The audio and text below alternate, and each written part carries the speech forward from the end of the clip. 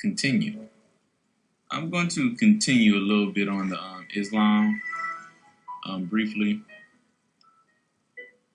to show a little bit more in depth about the association with the Mother Goddess worship in Islam, true roots. Briefly, this is from the blog, the source, Huffington Post article. This is an Islamic female writing this article, editor. It reads, say, she is ALLAH, she is one, she is eternal. She begats not, nor is begotten. Sound like somebody trying to be the Most High. And there is none equal unto her. The Holy Quran, Surah 112. The above verse defines the omnipotence of false idol Islamic God.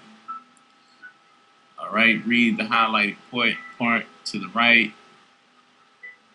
Nonetheless, in contradiction of the concept, the vast majority of Muslims now refer to ALLAH by the masculine pronoun of he without reservation, and in the Quran the pronoun she is never mentioned. Sarah is no different. Do we authentically reclaim the divine feminine inside ALLAH that was acknowledged 1,400 years ago? Fortunately, what the Quran has not lost in history is the key to all gender. ALLAH, which lies in her/his names. These names in the original Arabic vary by gender. Again, Satan, don't care what you call Satan, as long as you worship him. Continue reading.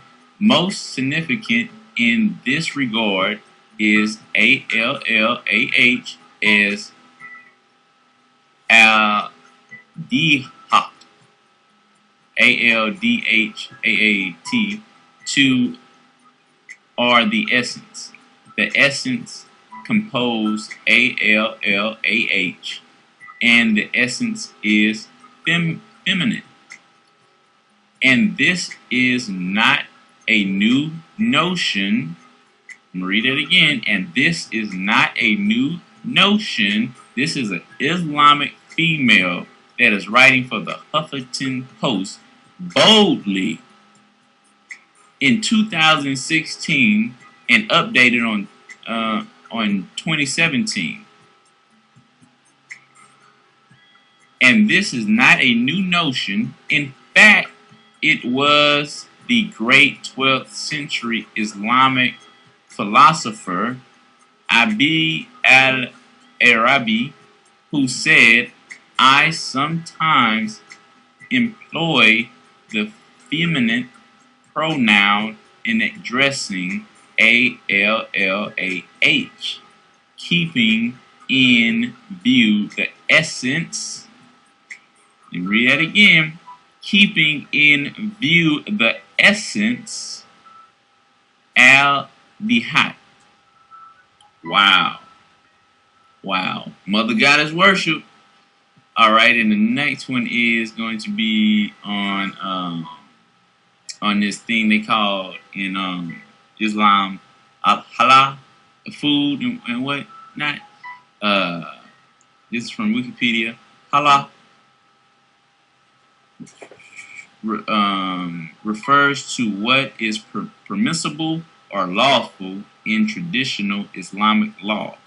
It is frequently applied to permissible food and drinks. Okay, that was at the bottom. And now we're going to go to the right top. This is called Shahar God from Wikipedia. I might be mispronouncing that, but the information is right there. Shahar is the god of dawn in the pantheons of Ugarit. Etymology. The name is conjugate of the Hebrew word shahar, meaning dawn. Okay, shahar in Isaiah 14, 12, 15. This is where it gets interesting. This is all about, so we're talking about the Islam nonsense, and then we're talking about Allah. Okay. Isaiah 14 and 12 to 15, highlighted quotes. O light bringer, in parentheses, Hala bin Shahar, translated as Lucifer in the Vulgate and preserved in the early English translations of the Bible, son of the dawn. Wow. Wow. Wow. Wow. Next part on Islam, the final part of this section, then we're going to go to Judaism and complete the sexual act.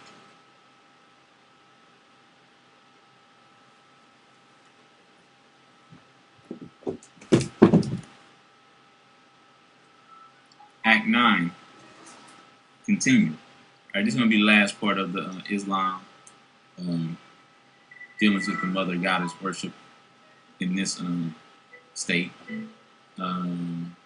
So on two parts, we got on the right hand side, we have New Jerusalem coming down like a bride adorned for her husband, and then on the left side we got the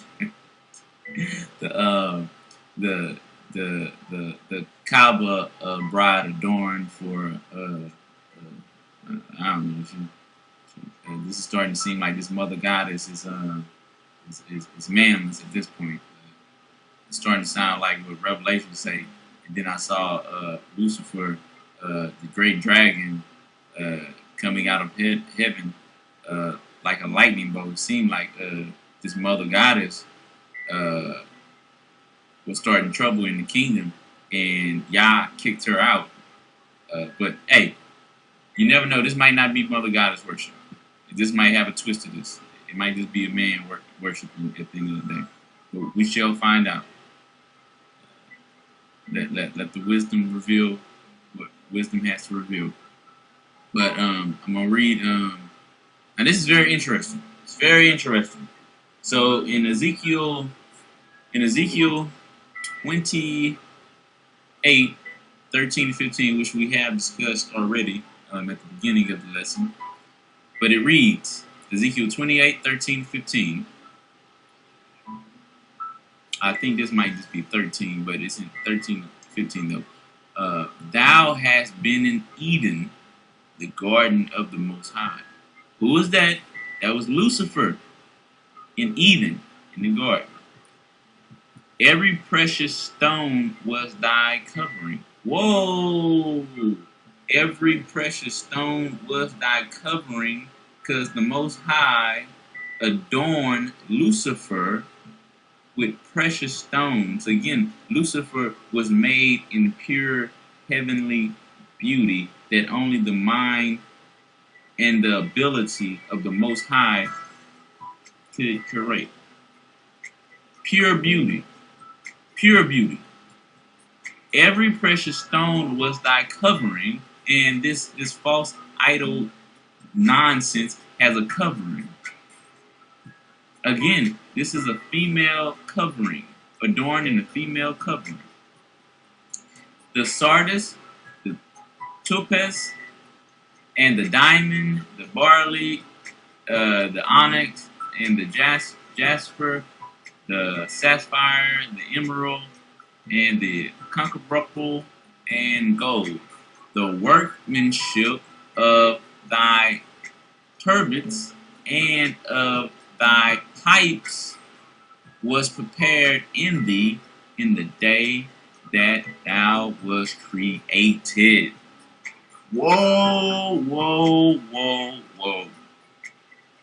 I don't think people really. We gonna discuss this a little bit more. All right. Now when we talk about Yah's holy seed line, there's a tribe in one of his 12 tribes. It's called Judah. And Judah means praise. Translation, they can sing. And anybody who knows who Judah is, they know no matter if you're 350 pounds, full of hog maws, once you get up on there, that podium on Sunday morning, no matter if you got arthritis, type 2 diabetes, it's something you can do. And that is sing, praise, with undistinct comparability to anybody else on the planet Earth. Matter of fact, there's even a scripture in Psalms that states, while Judah and Israel was in captivity, their captor said, "Sing us a song." Very interesting. Lucifer was adorned in all precious stones, and an emphasis was put on singing. Okay. Again, anybody who knows who Judah is knows that they can sing. They can sing. Bring tears to your eyes. Bring emotions to you. Bring life to you. Bring gladness and joy to you. And these, a lot of them, the ones who are complete out of order to Yah's ways and laws, statutes, and commandments, but they're still, Yah put this in them, put the pipes in them. Okay, and at the bottom of that, sure you see the end result to Lucifer. Ezekiel 28:15. Thou wast perfect in thy ways from the day that thou was created. Oh my goodness. If Yah ain't driving this point home, that Yah made Lucifer perfect in beauty, in singing, in just being a shining star. Just the brightness, the countenance of Lucifer was of pure beauty, not of lustful beauty. At that point, it was just beauty. You ever just looked outside, or been on a vacation, and you was at a high top mountain or some of that nature, or some of that matter, and you just took a moment to just look at even the cardinal perspective of this world, even though it's going to be destroyed, but still there is a tone of undeniable beauty, even in the place that Yah has cast off and said, "I'm going to do something more magnificent than this." There's that beauty that you're not lusting after. It was just pure beauty, and that's what Lucifer once had. Let me finish reading that. Thou wast perfect in thy ways from the day thou was created. Hell, iniquity was found in them. And because Lucifer was allowed to do certain things, allowed to perform certain acts, there's a consequence to this, and as the picture depicts, this mother goddess, Lucifer, Satan, the devil, will be going into chains very soon. Fiery chains. And after that, she'll be released for a little bit. And then she's going to go into the pit forever. But on the side note, there's something very joyous that's going to happen in the kingdom. And that is a new bride is about to be given. And this new bride is of the holy seed line, the preserved seed line that Yah worked so hard and did so much in his due diligence to preserve, to keep for this. And the scriptures read, Revelations, John 21, 16 to 21.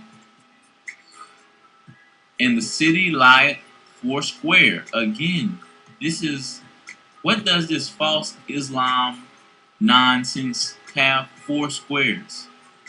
New Jerusalem is a resemblance of a cube, of an image of four walls, and that's the same thing as that Islam nonsense, that false idol worship is trying to mimic. I think Lucifer knows what's coming, and I think Lucifer knows what Lucifer has forsaken, what Satan has forsaken, and is very bitter and envious about it being given to somebody else. Revelations 21, 16, 21. And the city lieth four squares, and the length is as large as the breadth. And he measured the city with the reed, 12,000 furlongs. The length and the breadth and the height of it are equal. And he measured the wall thereof, 144 cubits, according to the measure of a man that is of the angel. And the building of the wall of it was of jasper, and the city was pure gold, like unto clear glass. And the foundations of the wall of the city were garnished with all manner of precious stones. The first foundation was jasper, the second sapphire, and the third cumbered. Y'all see that? The fourth an emerald, the fifth sardoxy, the sixth sardis, the seventh, y'all see that? The eighth barley, the ninth topaz, the 10th a chrysoprase, the 11th, y'all see that? The 12th amethyst, and the 12 gates were 12 pearls. Every several gate was of one pearl, and the street of the city was pure gold, as it were transparent glass. Revelations 21 and 2. And I, John, saw the holy city prepared as a bride adorned for her husband. Now, folks, something's coming that I don't even think a lot of people are really understanding what's coming. And it's bigger than what a lot of people think. This mother goddess worship is deeper than many think it is, or many are even giving attention to. There's going to be a new bride that will be fully acknowledged soon, and that will be given to the king.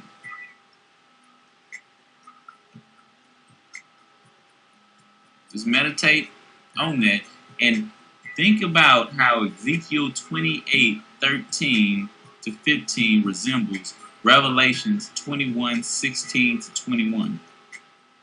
How Lucifer was made perfect, given all manners of precious stones and adorned with all manners of precious stones. And think about how the Most High Yah is about to adorn his new bride with similitudes of what Satan once had.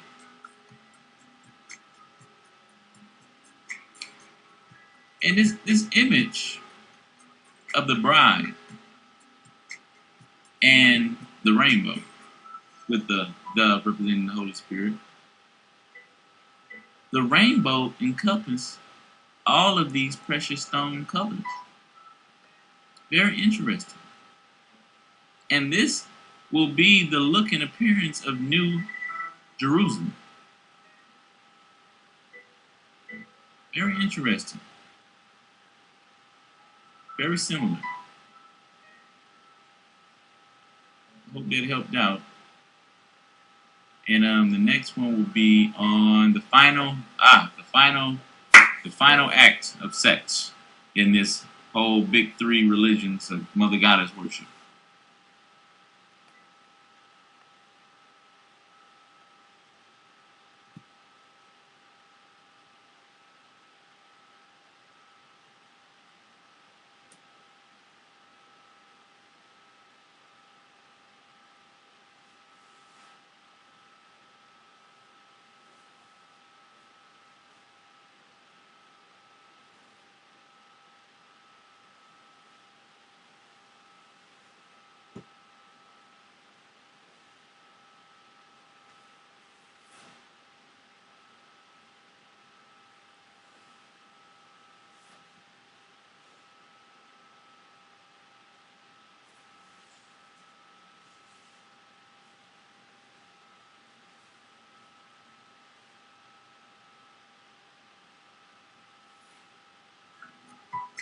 Act 9 and 6. All right, we get the last part of this. This is where they complete the sex act. Okay. Now, as you probably already seen, those Jewish people, who practice Judaism and study heavily in the Talmud, a book that is not supported by the Bible, not supported by Yah, the Most High Himself. And it's not of Yah, but of the Satan. And this is where all this Shekinah, perverse sexual vileness comes from, and out the minds of vile, wicked people. But the Shekinah is, let me read this at the bottom from Wikipedia. The Shekinah is the English translation of a Hebrew word meaning dwelling. The Shekinah is the feminine aspect of divinity, also referred to as the divine presence. This term does not occur in the Bible and is from the rabbinic literature of the Talmud. So just to point that out, this devoning is the motion that they're doing is called devoning at the Wailing Wall. And they, as you can see, at this point you should understand that these big three religions are all heavily based in sexual acts. So, at the final aspect of engaging in a sexual behavior, you go from the two coming together in humbleness and, and humbling each other to one another, to foreplay, and then to the sexual act of, of penetration and whatnot. And this is exactly what they're doing. They're having sex with the Shekinah spirit. The males go to the wall, thrust their hips in devoning, they call it devoning, and they have sex with the Shekinah. And this is supposed to be the Most High, but the feminine part of the Most High. Wow. And the disturbing part about this, as the scriptures say, let nothing be done in the dark. Everything that's done in the dark will come to the light. So why isn't everybody knowing that the Jewish people have sex with this wall that is not the historic wall, but the rebuilt wall? It's very interesting. And another topic I would like to, part of this matter I would like to discuss is the Pope. And I put this Pope guy here because, you know, he's a prominence. Why is the Pope here doing this at the Wailing Wall? Because all the three major religions are on the same page. At the end of the day, they're all about mother goddess worship. They all understand that what's the end goal? It's about giving all due honor and allegiance to the mother goddess, the fallen one, the one who was in the Garden of Eden, the one who was once adorned in precious stones, the one who was known at one point as the morning star. No longer. So this act, because they're engaging in the sexual act. Now, when you're having, when one has sex and goes in unto the woman, there's a result from the male. The male, I'll just read this. Once the man's penis has gone into the woman in the act of sex, and the man reaches his orgasm state, the man releases his seed into the woman. That his seed will take root into the woman and birth a child. I find this very interesting that they go to this Wailing Wall and they put things into the Wailing Wall, the Shekinah. So understand that this devoning is a sexual act with the female divine goddess, as they call this nonsense, the Shekinah. And after they get finished wailing and doing what they're doing, they put something in the wall. To me, this sounds like they have released the male sperm into the wall in hopes to impregnate the Shekinah to bear their child, which is in the form of whatever they're praying for. Very interesting. So this little lesson on the big three religions, I hope it was edifying. I hope you got what you needed to get from it, and you come back and review it, and you can even look into more details on each aspect alone in your own time. But this is just a little initial teaching on the matter. And all major three religions are all mother goddess worship. Catholics, Islam, and Judaism. Very interesting. And this is not widely known information. But again,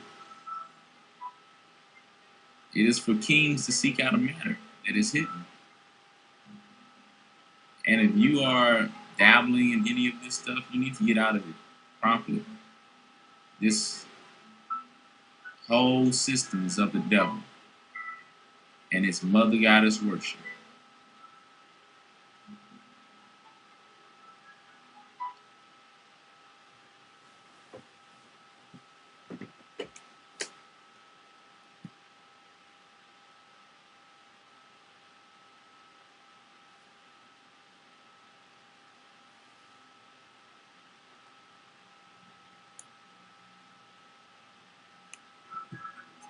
Act 10.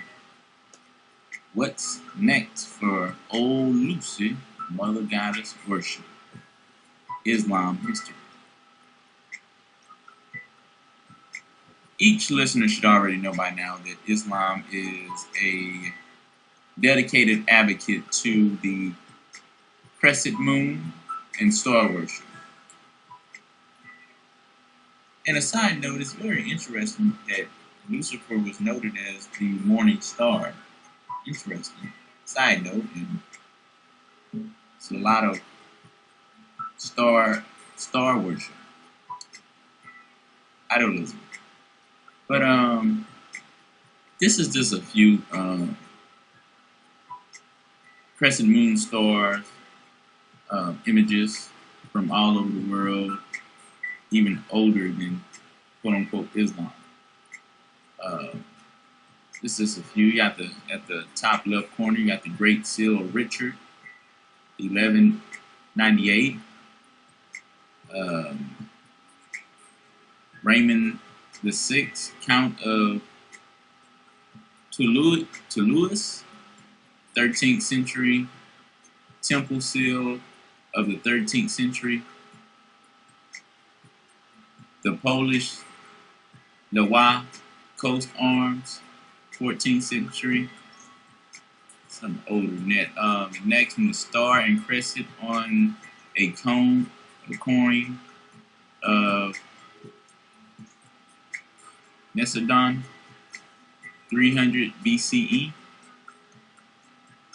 Then you have the cone of the Pharaohites, 2 BCE. The Byzantine era coin, first century.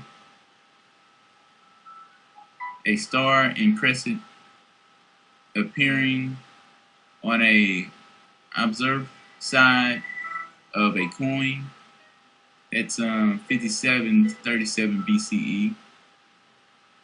A coin of the Roman Empire, 117 to 138. Another coin from the Parthia, CE 40 to 45. A star and crescent symbol with the star shown in a 16-rayed sunburst design, 3rd century BCE. I mean, this is just, quite interesting, at least.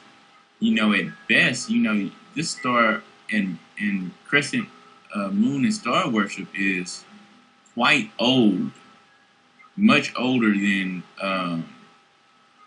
the Islamic religion. You go same thing in the middle part, and then on the left bottom you have a lot of arms symbols for badges with certain countries that use it. Some Netherlands, Switzerland, et cetera, on the bottom left corner. You can look into more information on that. But the next 3 at the bottom, I'll just go over real quick. The Venus, Sun, and Moon on the stele. That's 556 to 539 BCE. It's 1,500 years ago. 2,500 years ago. And then there's the depiction of the emblems of Ishtar, Venus, Sin, Moon, and Shamash, Sun, on a boundary stone of Mele Shippok the second, 12th century BCE. I mean, this stuff be going. This moon star worship, you know, this from Ishtar. That's Babylonian Empire, and this is this recycled jargon over and over with this mother goddess worship. It's been going on since the beginning, and but it won't last too much longer. But this is just more research on the Islam and the goddess worship, and this crescent moon stuff has been going on much longer than people know it to be.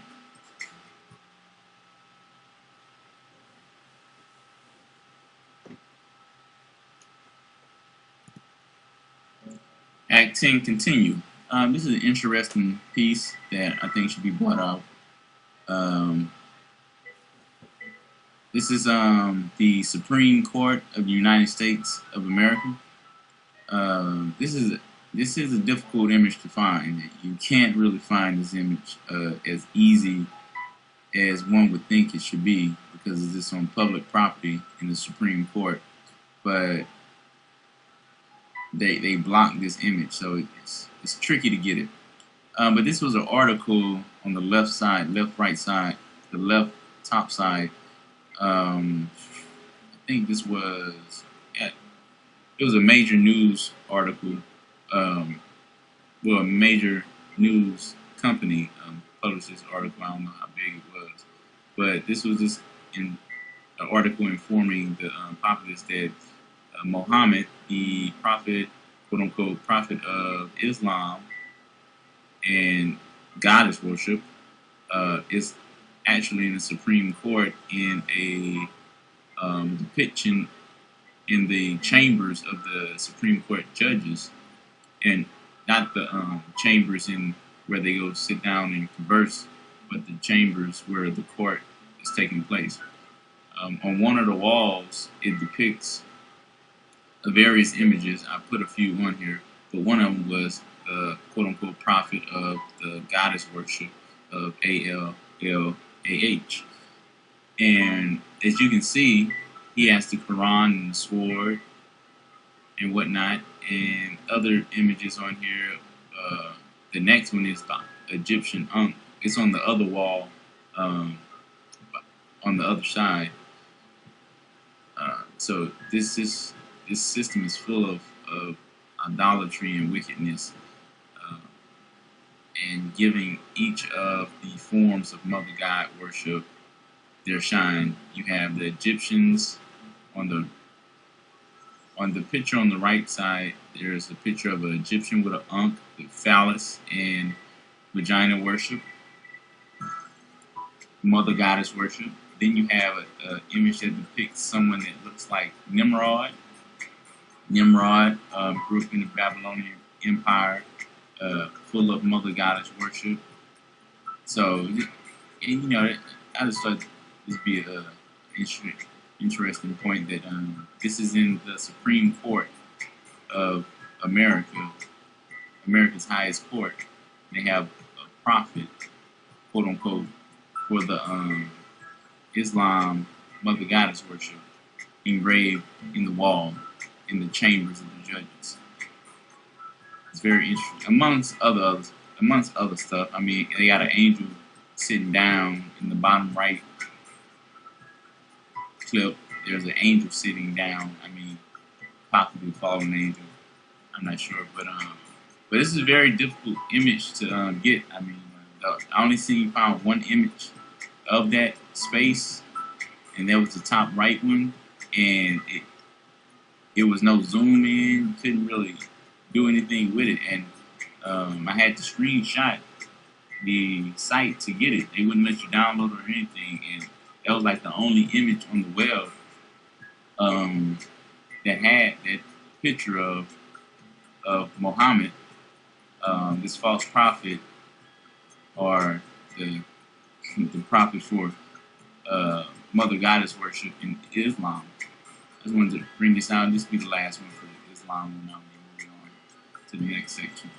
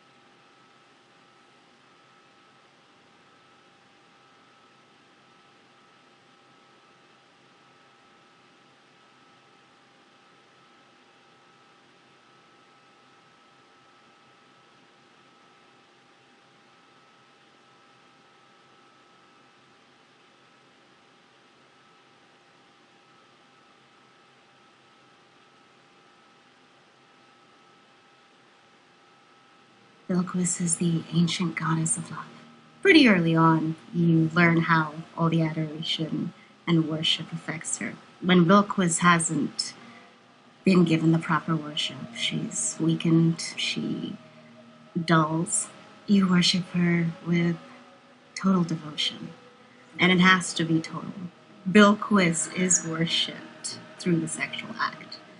It can't be empty though. There has to be love behind it.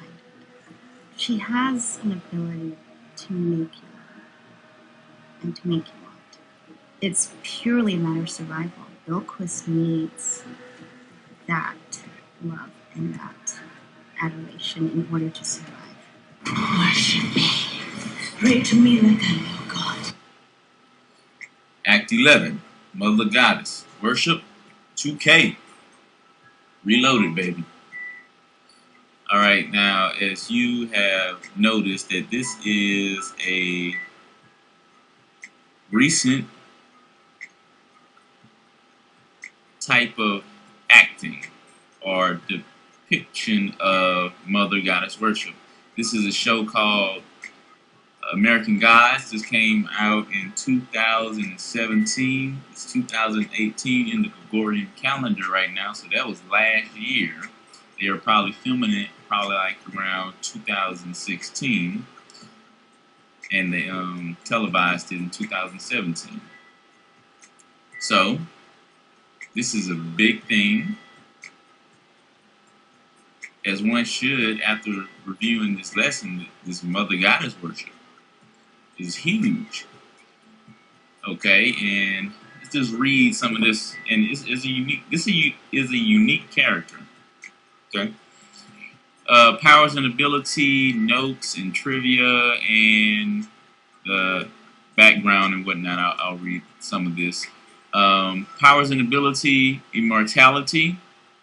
As a god, quote unquote, Bliss is functionally immortal and cannot be killed by conventional means. She remains beautiful and youthful so long as she receives worship. Wow. Wow. As long as she receives worship. What else? The notes, trivia. Bliss is the queen of Sheba, who was suspected. Now, this is where the entertainment industry, as perverse as it is meeting the historic blending road. Because these characters aren't just some fictional characters, quote unquote, that somebody just came up 2 years ago. No, these are historical characters being reanimated in this Mother Goddess worship. Notes and trivia. Bliss is the queen of Sheba, who was suspected of being half human and half demon. In the Islam religion nonsense, they call demons jinns, genies, another byword for them, Aladdin and the genie. So they're jinns, genies.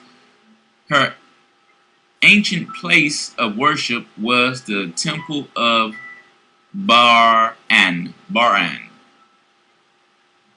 She was brought to America by one of her worshippers during the Iranian Revolution in 1979. Okay, going to the right side, Bliss, alias Queen Sheba, Queen of Sheba. Interesting. That's Queen of Sheba's in the scriptures. Gender, female, Pantheon, Arabian, type, jinn, demon. Bliss is one of the old gods. Satan just repackaged. This no different than the crescent moon and star. Is old repackaged stuff. This continue to be recycled. Bliss is one of the old gods. She is the mother goddess of love and the biblical Queen Sheba.